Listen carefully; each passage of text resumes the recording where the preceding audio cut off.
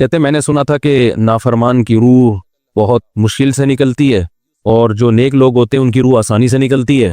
تو میں تو جب گیا یورپ میں تو میں نے بہت سے گوروں کو بڑے آرام سے مرتے ہوئے دیکھا اور بہت سے نیک لوگوں کو بڑی مشکل سے مرتے ہوئے دیکھا. تو یہ کیا ہے؟ تو کہہ رہے مجھے تو اسلام کے بارے میں اشکالات شروع ہو گئے. میں نے کہا آپ نے جن سے یہ تقریر سنی ہے نا کہ نیک لوگ کی روح آرام سے نکلتی ہے، بروں کی مشکل سے نکلتی ہے، انہوں نے آدھی بات بتائی ہے، پوری نہیں بتائی. میں نے کہا یہ تو صحابہ کے دور میں نے کہا اگر آپ حدیثیں پڑھ لیتے ایک آیت سے کبھی تھوڑی مسئلہ حل ہوتا ہے. آپ کسی کی ایک بات لے رہے ہیں، دوسرے موقع پہ جو اس نے تشریح کی ہے وہ آپ نہیں لے رہے. میں نے کہا معاذ اللہ، اگر کسی کی کوئی موت کی کسی کو بہت تکلیف ہو رہی ہے، یہ اس معاذ اللہ اس کے برے ہونے کی علامت ہے، تو یہ تو پھر کفر ہے. حدیث میں آتا ہے کہ آپ صلی اللہ علیہ وسلم کو موت کی تکلیف دوسروں سے زیادہ ہوئی ہے. آپ صلی اللہ علیہ وسلم فرمایا اوعکو کما یوعکو رجلان منکم، مجھے بخار میں اتنی تکلیف ہوتی ہے جتنی تم میں سے دو آدمیوں کو ہوتی ہے. آپ پر جب بیماری آتی تھی نا، آپ کو تکلیف دوسروں سے زیادہ ہوتی تھی. اور امی عائشہ رضی اللہ تعالی عنہا فرماتی ہیں کہ نبی صلی اللہ علیہ وسلم کا سر مبارک میری گود میں تھا جب آپ کی روح نکلی ہے، اور آپ کی جو میں نے موت کی تکلیف دیکھی ہے، جس شدت میں آپ جس تکلیف میں تھے، اس کے بعد مجھے کسی کی موت کی جو آسانی سے کوئی دنیا سے گیا ہو نا، اس کے مرنے پر مجھے کبھی رشک نہیں آیا. رشک کا کیا مطلب کہ بھئی یہ اتنی آسانی سے چلا گیا تو اس کا مطلب یہ زیادہ اچھا تھا، اور معاذ اللہ آپ صلی اللہ علیہ وسلم کے اعمال کم تھے، تو یہ تو ممکن نہیں ہے نا. کہتے ہیں مجھے کبھی کسی پہ رش نہیں آیا کہ آرام سے مر گیا تو بہت نیک ہوگا. ٹھیک ہے نا، بہت مشکل ہے سمجھانا. امی عائشہ فرماتی ہیں کہ یعنی امی عائشہ کی حدیث کا مفہوم بیان کر رہا ہوں کہ نبی صلی اللہ علیہ وسلم کی موت کے وقت جو تکلیف کی حالت تھی، اس کو جب سے میں نے دیکھا ہے، تو امی عائشہ کی بات کا خلاصہ یہ ہے کہ اب اگر میں کسی کو دیکھتی ہوں نا کہ آرام سے روح نکل رہی ہے، یعنی آرام سے مر رہا ہے، دنیا سے جا رہا ہے، تو مجھے اس پہ رش نہیں آتا کیونکہ بہت نیک ہوگا. کیا مطلب؟ اس کا نیک عمل سے تعلق بولتے کیوں نہیں ہے. لیکن ہمارے ہاں سارا مدار کس پر ہے؟ مرنے کے بعد شکل کیسی ہے اس کی؟ آڑا ترشا ہو گیا تو جہنم میں جا رہا ہے اس کا مطلب. اور اگر مرا ہوا ہے، دانت کھلے میں ایسا لگ رہا ہے مسکرا رہا ہے، سیدھا کہاں جا رہا ہے؟ او بھائی، اگر خدا نخواستہ کوئی لکوے کا مریض تھا، کوئی فالج کا مریض تھا، وہ تو مرے گا تو اس کا تو بیچارے کا ہوگا تھوڑا سا چہرہ بھی ٹیڑھا ہو سکتا ہے، کچھ بھی ہو سکتا ہے، نیک لوگوں کا بھی ہو سکتا ہے. تو مدار کس پر ہے؟ اعمال پر. اور نیک لوگوں کو بعض دفعہ موت کے وقت ڈبل تکلیف دی جاتی ہے. ایک تو اس لیے دی جاتی ہے، یا تو اس لیے کہ کوئی گناہ ان کا باقی رہ گیا ہوتا ہے.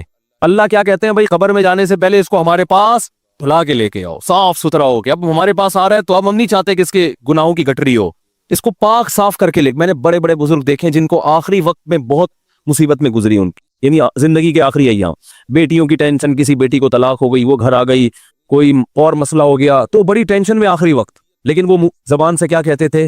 شکر.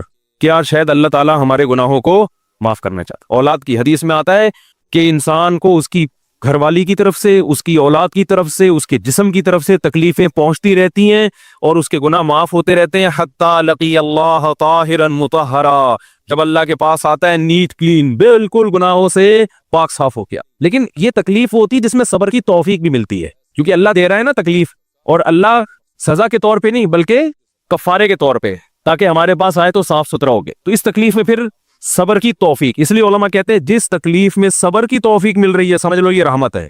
یہ کیا ہے؟ رحمت. یہ اللہ آپ کو بنانا چاہ رہا ہے کچھ. اب لوگ کہتے ہیں یہ والی تکلیف کیوں، وہ والی کیوں نہیں آئی، یہ تو بہت زیادہ ہو گئی. تو بھئی اللہ سے کوئی نہیں لڑ سکتا، وہ جو دے رہا ہے وہ اس پہ صبر کرو. اسی کو کہتے ہیں تقدیر پر رضا، جو اللہ نے مقدر کیا ہے اب اس پہ کیا ہے؟ کوشش کریں گے اللہ سے عافیت مانگے، اے اللہ ہمیں تکلیفیں نہیں چاہیے، ہم تو ویسے ہی کمزور ہیں، ایسا نہ ہو تکلیف میں اور ہی نافرمانی پہ نہ آ جائے. ہمیں تو خوشیوں بھری زندگی چاہیے، اور اللہ ان خوشیوں میں شکر کی توفیق دے کے گناہ معاف کر دے. ٹھیک ہے نا؟ جیسے لوگ حکیم کے پاس جاتے ہیں، حکیم صاحب کے پاس دو طریقے ہوتے ہیں علاج کے. ایک طریقہ تو یہ کہ بھائی یہ کڑوی گولی ہے، 2-3 کھاؤ گے فٹ فاٹ ہو جاؤ گے، اس میں یہ بھی پرہیز، یہ بھی پرہیز، یہ بھی پرہیز. اور ایک طریقہ ہوتا ہے بھائی دودھ جلیبی کھاؤ، علاج لمبا ہو جائے گا لیکن وہ دوا میں کیا ہے؟ دودھ جلیبی.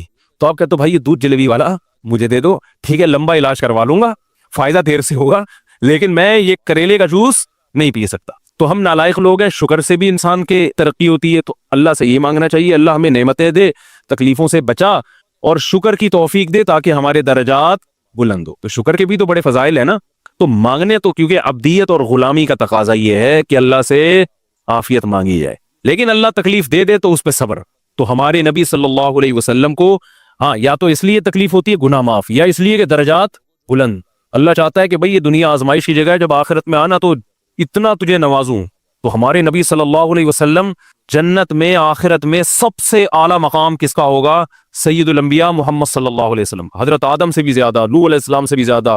تو اللہ نے فرمایا کہ آپ کو پروٹوکول دینے کے لیے آخری جو اب آپ کا آخرت کا سفر ہے نا، اس میں مادی تکلیف آپ کو دوسروں سے زیادہ دی جائے گی۔ یہی وجہ ہے کہ حضرت فاطمہ رضی اللہ تعالی عنہا آپ کی شہیدی بیٹی، جب انہوں نے آپ صلی اللہ علیہ وسلم کی اس تکلیف کو دیکھا نا، جو موت کے وقت تکلیف تھی اور جو بخار کی شدت تھی، واہ کرب ابتا، فرماتی تھی ہائے میرے والد کا کرب، بہت زیادہ غمزدہ ہو گئی ان کو دیکھ کر کس قدر تکلیف میں ہے۔ تو آپ صلی اللہ علیہ وسلم نے فرمایا لا کرب علی ابیک بعد الیوم، کیسے تسلی کے جملے۔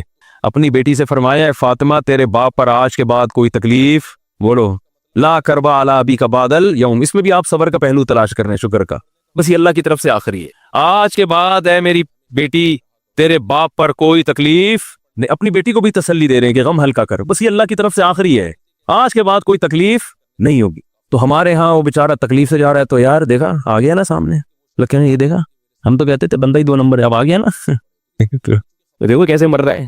اور پیغمبروں کو تکلیف تو دی جاتی ہے، لیکن کوئی ایسا عیب نہیں ہوتا، ایسی بیماری نہیں ہوتی جو لوگوں میں معیوب سمجھی جاتی ہے، یہ نہیں ہوتا، کیونکہ پیغمبر اللہ کے قاصد ہیں، تو اللہ ان کو ہر لحاظ سے امت کو یہ بتانا چاہتے ہیں یہ میرے رسول ہیں، یہ میرے سفیر ہیں۔ تو کوئی بھی ایسی چیز جس کی وجہ سے لوگوں کو ان سے نفرت ہو، یا طبعی نفرت جو انسان کے اختیار میں نہیں ہوتی، تو اللہ ایسی بیماری اور ایسی تکلیف سے بچاتے ہیں ان کو، سمجھ میں آ رہی ہے بات؟ لیکن امتی کو ایسی تکلیف ہو سکتی ہے۔ یہ جو ختم نبوت کے علماء کہتے ہیں نا مرزا غلام احمد بیت الخلاء میں گر کے مر گیا، تو بعض لوگ کہتے ہیں وہ تو بیت الخلاء میں تو فلاں بزرگ کا بھی انتقال ہوا تھا، فلاں کا بھی بزرگ کا ہو سکتا ہے، پیغمبر کا بیت الخلاء میں انتقال بولو نہیں ہو سکتا، کیونکہ پیغمبر کو اللہ ایسے عیب سے بچاتے ہیں جو انسانوں میں عیب سمجھے جاتے ہیں۔ تو پیغمبر کو ایسی بیماری نہیں ہوتی، جیسے اچھوت کی بیماری ہے کہ کوئی ہاتھ نہیں لگا سکتا اس کو، ایسی بیماری پیغمبروں کو نہیں ہوتی، کوڑ کی بیماری پیغمبروں کو نہیں ہوتی، کیونکہ ایسی بیماری جسے لوگ گھن کھاتے ہیں، ایسی نہیں، لیکن امتی کو ہو سکتی ہے، امتی کو ایسی بیماری ہو سکتی ہے، اللہ اس کے درجات کیا کرے گا؟ بلند کرے گا اس سے۔ مجھے ایک واقعہ کسی نے سنایا کہ ایک ہندو تھا، اس کو کوڑ کی بیماری تھی، کوڑ نہیں ہوتا گوشت گلنا شروع ہو جاتا ہے، تو یہ بیماری پھیلتی ہے، تو اس کے رشتہ داروں نے بالکل الگ کر دیا اس کو، وہیں سے کھانا پھینکتے ایسے کر کے، کہیں تبلیغی جماعت گئی، ان کو پتا چلا، وہ بیٹھ گئے اس کے پاس جا کے، اس کو کھلا بھی رہے ہیں پلا بھی رہے ہیں، تو وہ بڑا متاثر ہوا، یار سب نے چھوڑ دیا اور مسلمان ہو گئے، تبلیغ والے تو اکرام کا کوئی موقع الحمدللہ چھوڑتے نہیں ہیں، تو وہ مسلمان ہو گیا اور پھر اس کا انتقال ہو گیا تھوڑے دنوں میں۔ اب دیکھو اللہ نے جو اس کو کوڑ کی بیماری میں ڈالا، یہ بیماری اس کے لیے رحمت بن گئی کہ نہیں بن گئی؟ تو کفر کی حالت میں کوئی اچھا کام کیا ہوگا اس نے، اس کے بدلے میں اللہ نے اس کو کیا دے دیا؟ کوڑ کی بیماری۔ اب دنیا کہے گی یار عام کافر جو اچھے کام نہیں کرتے وہ تو فٹ فاٹ گھوم رہے ہیں، اور یہ تھوڑا بہت خیال کرتا تھا، اس کو اللہ نے کیا دے دیا؟ اس کو دیا اس لیے کہ اللہ کو پتا ہے کہ جی کوڑ میں ہوگا تو تبلیغ والے آئیں گے، اس کی آؤ بھگت کریں گے، اور یہ کیا ہو جائے گا؟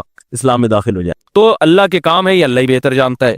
تو بعض دفعہ اللہ تکلیف میں ڈالتے ہیں تاکہ آپ کے گناہ دھل جائیں، تو اس لیے موت کی جو تکلیف ہے نا، اچھا، اور عین ممکن ہے کوئی بہت بڑا بدماش ہو، بڑے آرام سے مر جائے، اور مرنے کے بعد ایسی خوبصورت اسکن ہو جائے اس کی، کیونکہ اسکن کے اچھے یا برے ہونے کا تعلق موسم سے ہے، جینے، ٹھیک ہے نا؟ جس کو برین ہیمریج ہوتا ہے تو چہرہ خراب ہوتا ہے، چاہے وہ نمازی ہو۔ میں نے ایسے پکے نمازیوں کو جن کی نماز کی حالت میں ڈیتھ ہوئی ہے، ان کو دیکھا موت کے بعد ان کا چہرہ کالا ہو گیا۔ یہ بری بات نہیں تھی، یہ کالا اس لیے ہو گیا کہ برین ہیمریج ہوا، رگ پھٹی ہے تو بلیڈنگ ہونا، اور ہارٹ اٹیک بھی ہوا پھر ان کو، تو ڈاکٹر کہہ رہے تھے ان کو جلدی دفناؤ کیونکہ یہ بہت جلدی ان کا جسم خراب ہو جائے گا۔ حالانکہ پھر میں نے خواب میں ان کو جنت میں بھی دیکھا، صحیح ہے نا؟ تو خام خمانہ لوگوں نے یہ چیزیں منائی ہوئی ہیں۔ تبھی میت کو چھپانے کا حکم ہے، کیونکہ اکرام کرنا ہے نا، تو چہرہ مرنے کے بعد بگڑنا شروع ہوتا ہے، یہ ہر ایک کا ہوگا، چاہے نیک ہو چاہے برا، تبھی تو حکم ہے کہ اس کو جلدی دفن کرو، کیونکہ اس کی توہین ہے اب لوگوں کے سامنے رکھنا۔ اور ہمارے کیا ہو رہا ہے، باقاعدہ مردوں کے ساتھ سیلفیاں چل رہی ہیں، ناک میں روئیاں ٹھوسی ہوئی ہیں، اور ویڈیو بن رہی ہے، اور زیارت ہو رہی ہے، لائن لگ لگ کے پبلک دیکھے جا رہی ہے۔ کیا جاہلانہ رسم ہے یار، کیا جاہلانہ۔ میت میں اور دلہن میں فرق ہونا چاہیے۔ دلہن کی منہ دکھائی ہوتی ہے، وہ محلے پڑوس کی عورتیں آتی ہیں، بھائی دلہن آئی ہے بیوٹی پارلر کر کے دیکھ رہی ہیں، تو مردے اور دلہن میں اتنا تو فرق کرو، مردے کی بھی رونمائی ہو رہی ہے، تو یہ غلط رسم ہے۔ انتقال ہو گیا فوراً چہرے پہ کپڑا، ہاں جو اس کے بہت قریبی لوگ ہیں، قریبی لوگ ایسا ہوتے ہیں کہ اگر وہ بدبو آ بھی رہی ہو، چہرہ بگڑ بھی جائے، ان کو نفرت نہیں ہوتی۔ بیٹے کو اپنے باپ سے نفرت نہیں ہوگی، چاہے جیسا بھی ہو، چہرہ جیسا بھی بگڑ جائے، وہ کہے گا یار میرا اس کا رشتہ خوبصورتی کی بیس پہ تھوڑی ہے۔ لیکن اجنبی لوگ جب اس کو دیکھیں گے تو چہرے کے بارے میں تبصرے بھی کریں گے۔ اور ایک صاحب کا انتقال ہوا، میں نے کہا جلدی دفناؤ، چہرہ نہ دکھاؤ، تو انہوں نے کہا لوگ کہیں گے یار لگتا ہے کوئی چہرہ بگڑ گیا اس لیے چھپا رہے ہیں۔ میں نے کہا اب تو اور چھپانا چاہیے، اس لیے کہ جس کا بگڑ جائے اس کو تو چھپائیں گے تو پھر لوگ یقیناً کہیں گے بگڑا ہوا چہرہ ہے، تو اس رسم ہی کو ختم کر دینا چاہیے۔ انتقال ہوا فوراً چہرے پہ کپڑا. ہاں بیوی دیکھ سکتی ہے اپنے شوہر کو یا بیٹے ہیں یا اس طرح جو بھائی بہن ہیں قریبی وہ دیکھ لیں, باقی پبلک سے چھپا کے اس کو فوراً کیا کرو دفن. اب تو قبر میں جا کے بھی دکھا رہے ہوتے ہیں. یہ اجمیوں کی گندی رسم ہے, بری رسم ہے. گندی کا لفظ میں نے تھوڑا سا زیادہ سخت استعمال کیا لیکن مجھے اس سے زیادہ ہلکا لگ نہیں رہا کوئی لفظ. عرب میں ایسا نہیں ہوتا. سعودی عرب میں جو ہے نا عرب لوگ بہت سی چیزوں میں ابھی بھی اسلام کے بہت قریب ہیں, بڑے خاندان. ہم لوگ چونکہ ہندوؤں کے ساتھ زیادہ رہے ہیں نا انڈیا میں, تو بہت سی چیزیں ہم نے وہاں سے کیا لی ہیں جو مذہبی لوگوں میں بھی آئی ہیں. عرب میں یہ سسٹم نہیں ملے گا آپ کو. عرب میں جب تک زندہ ہے احترام ادب تمیز, انتقال ہو گیا فوراً سے پہلے دفنایا. قبر پہ تختی بھی نہیں لگاتے, وہ جب جائز ہے تختی لگانا لیکن وہ بھی نہیں لگاتے. کہہ رہے اب اس کو تختیوں کی ضرورت نہیں ہے, ابا دعاؤں کی ضرورت ہے. دعائیں ہوتی رہتی ہیں ابا کے لیے, صدقات و خیرات کرتے ہیں, تب ایسا صدقے کرتے ہیں عرب کہ آپ کی سوچ ہوگی. ایسی سخاوت ہے عربوں میں, اپنے ابا کے لیے اپنی اماں کے لیے دعائیں کرتے ہیں. وہ میں نے بتایا نا ایک واقعہ میں نے بہت پہلے سنایا تھا, جدہ میں کسی کے یہاں ٹھہرا ہوا تھا سعودی عرب میں, پاکستانی تھے وہ کسی عرب کے ساتھ 30 سال سے ملازمت کر رہے تھے. عربوں کا نا آپ کو ایک پہلو دکھایا جاتا ہے میڈیا پہ, جو اچھا پہلو ہے وہ نہیں دکھایا جاتا, جو اسلام کی وجہ سے ان میں خوبی ہیں وہ نہیں دکھایا جاتا. تو ایک عرب شیخ تھا جس کی ہاں یہ ملازم. دوسرا عرب کا جو اصل کلچر آپ کو ملے گا گاؤں دیہاتوں میں, شہروں میں تو پتہ نہیں کون کون آگے آباد ہوا ہے, اس میں اچھے بھی ہیں برے بھی ہیں.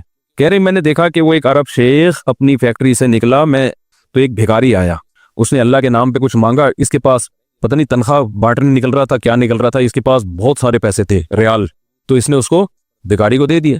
بھیکاری کو جیسے دیے بھیکاری نے, اچھا یہ عرب بھی 80 سال کا بڈھا, تو اس بھیکاری نے اس کے عربی کے ماں باپ کو دعائیں دینا شروع کرتی دل سے نا. وہ پاکستانی تھا, وہ ہوشیار دعائیں دی, اللہ کرے تمہارے ابا کی مغفرت ہو جائے, اللہ کرے. تو وہ عرب کو اتنا اچھا لگا اس نے اور دے دیے. پھر وہ شروع ہو گیا, اللہ کرے تمہارے ابا وہ پھر اور دیتی. کہہ رہے اتنے پیسے اس بھیکاری کو دے دیے. میں نے کہا یار یہ تو لاکھوں پتی بن گیا ہے, سارے پیسے ختم ہو گئے اس کے پاس, اور وہ گھنا دعائیں دیتا جا رہا ہے. وہ جو گھنا تھا نا وہ کیا کر رہا ہے, وہ بھی گھنا بن کے تبھی ایسے دعائیں دے رہا ہے. وہ رونا بھی آ جاتا ہے پاکستانیوں کو, آپ کو پتہ ہے. تو کہہ رہے وہ چلا گیا, پیسے ختم ہو گئے. اس عربی نے کہا اگر یہ میرے پاس اور بھی پیسے ہوتے نا, یہ دعائیں دیتا رہتا میں پیسے. بعض ایسے جذبات ہو جاتے ہیں نا انسان کے کہ اس کو لگتا ہے کہ شاید یہ دعا قبول ہو رہی ہے, بعض ایسی کیفیات آ جاتی ہیں انسان کے اوپر.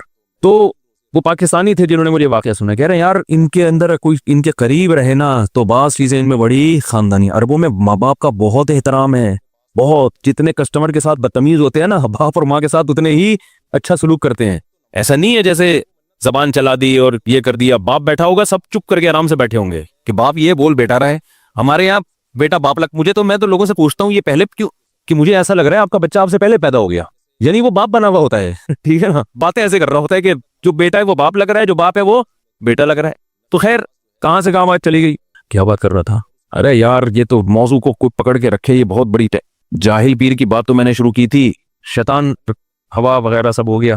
ہاں یہ بات چل رہی تھی کہ موت کی تکلیف اگر کسی کو ہوتی ہے, میں یہ بتا رہا تھا کہ اسلام کی باتیں الوجیکل بات اسلام نہیں کرتا. ہاں مذہبی لوگ بعض دفعہ ایسی باتیں کر کے لوگوں کو بیوقوف بنا دیتے ہیں, قرآن کی آیتوں کی غلط تفسیر کر لیتے ہیں کہ بھئی وہ اتنی تکلیف سے مرا اس کا مطلب وہ جہنم میں جائے گا, وہ نیک آرام سے مر گیا. تو قرآن و سنت سے ملتا ہے کہ نیک لوگوں کو موت کی تکلیف بہت دفعہ ہوتی ہے, زیادہ بہت دفعہ نہیں بھی ہوتی. اب یہ نہیں کہ کوئی آرام سے مر گیا تو آپ کہیں سیدھا جہنم میں گیا, اس کو تو تکلیف ہی نہیں ہوئی, یہ بھی ضروری نہیں ہے. ٹھیک ہے, اس کو بولے یہ اللہ کی رحمت ہے, اچھا گمان رکھنا چاہیے نا کہ بھئی یہ اللہ نے پہلے ہی دھلا دیا اس کو. تو یہ جو موت کی تکلیف جس کو قرآن میں آتا ہے نا کہ برے لوگوں کو موت کی تکلیف ہوتی ہے, وہ روح نکلنے کی ہے. کہ جب عالم برزخ کی طرف روح جاتی ہے اور اس کو برزخ کی چیزیں نظر آنا شروع ہوتی ہیں, تو پھر روح چاہتی نہیں ہے کہ میں جسم سے جدا ہوں, لیکن فرشتے اس کو کھینچ کے نکالتے ہیں. تو یہ عالم برزخ کی چیز ہے, اس کا اس مادی زندگی سے تعلق نہیں ہے. مادی زندگی میں تو کسی کے یہاں گولی مارو گے نا, ٹھا کر کے گئی نکل گئی مر گیا, اور کسی کو کیما بنا کے مارو گے تڑپا تڑپا کے تو تڑپ تڑپ کے مرے گا وہ. مادی زندگی میں کسی کو آگ میں پھینکو گے تو جل کے مرے گا, چاہے نیک آدمی ہو, اور کسی کی گردن اڑاؤ گے تلوار سے تو 1 منٹ میں کیا ہو گیا, ختم. لیکن جو اس کی روح نکل رہی ہے, خدا کے پاس جا رہی ہے, وہ منظر نافرمان کا بہت ہی بھیانک ہوتا ہے, اور نیک آدمی کی روح ایسے پرواز کرتی ہے, وہ اس کی تکلیف ہے. اور اس پہ میں ایک واقعہ بھی سنا چکا ہوں, دوبارہ نہیں سناؤں گا, کہ کیسے دنیا میں بھی اس کے مشاہدات ہوئے ہیں لوگوں کو, کہ کیسے ان کو آخرت کی چیزیں نظر آنا شروع ہو گئی, اور وہ باتیں کر رہے ہیں, باقاعدہ بتا رہے ہیں فروح و ریحان و جنت و نعیم. جو قرآن میں آتا ہے نا, فرشتے آتے ہیں اس کی روح قبض کرتے ہیں, تو وہ بعض دفعہ اللہ دنیا میں بھی دکھا دیتے ہیں.